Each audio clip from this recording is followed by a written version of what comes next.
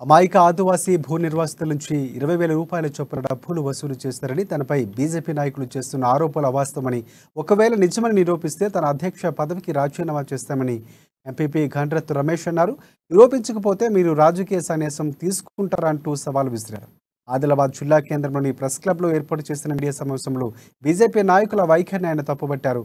Renuka cement factory విషయంలో అనవసర రాద్ధాంతం చేస్తున్నారని, ఇక ఎవరికి వారే యమునా తీరే అన్నచందంగా ఉద్యమాన్ని వారే నీరుగార్చి భూ నిర్వాసితులు ఆ పావులుగా వాడుకుంటున్నారని ధ్వజమెత్తారు. రాజకీయంగా తమ పబ్బం గడుపుకోవడానికి లేనిపోని ఆరోపణలు చేస్తూ లబ్ధి పొందడానికి చూస్తున్నారని ఘాటైన విమర్శలు చేశారు.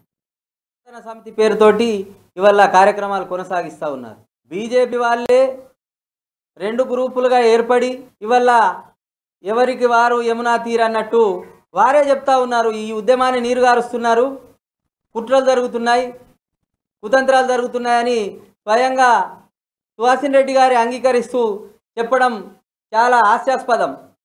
ఎందుకంటే ఒక బీజేపీ పార్టీ ఆధ్వర్యంలో మీరు చేస్తున్నటువంటి ఉద్యమం, ఒకరేమో ఉద్యమం చేయడం, ఒకరేమో నీరుగార్చడం అంటే ఇవాళ అక్కడ ఉన్నటువంటి బాధితుల్ని ఏ రకంగా మీరు వాడుకోవాలని చూస్తున్నారు? ఏదైతే ఉద్యోగాలు ఇప్పిస్తామని చెప్పి గండ్రత్ రమేష్ గారి పేరు చెప్పి డబ్బులు 20,000 వసూలు చేసిరు అమాయక ఆదివాసుల వద్ద అని చెప్పి ఆరోపణలు చేయడం జరిగింది. ఒకవేళ ఆ యొక్క ఆరోపణల్లో ఏదైనా రుజువైతే, నిజ నిర్ధారణ జరిపితే నేను ఇవాళ అంబేద్కర్ చౌక్ కూడా వచ్చి ఒకవేళ నేను ఇంత ఎక్కడైనా రూపాయి ఆశించి ఎవరినైనా నేను అటువంటి కరప్షన్ చేసినట్లయితే అక్కడ అంబేద్కర్ చౌక్లో ఉరికమ్మం ఎక్కి నేను చేస్తా.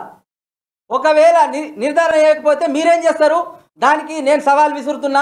మీరేం నిర్ణయం చెప్తారో చెప్పాలా. ఒకవేళ